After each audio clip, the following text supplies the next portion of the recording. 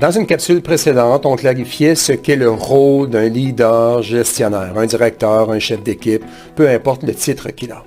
Dans cette capsule, on va voir non pas quel est son rôle, mais ce que n'est pas son rôle. Alors, on va clarifier ce qui n'est pas correct de faire. Alors, premièrement, très souvent, les leaders pensent que leur rôle, c'est de surveiller les gens.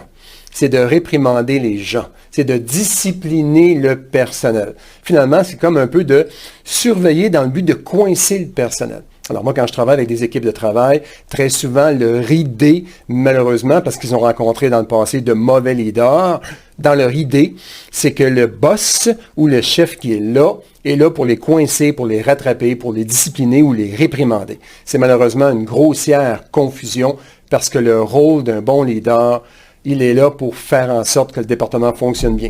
Ça ne veut pas dire qu'il n'intervient pas. Il sait comment intervenir. Ça ne veut pas dire qu'il ne fait rien lorsqu'il voit un truc qui ne fonctionne pas. Il sait comment intervenir. Sauf que c'est une question de but et d'intention. Son but n'est pas de coincer des gens. Son but est de voir est-ce que son département fonctionne bien.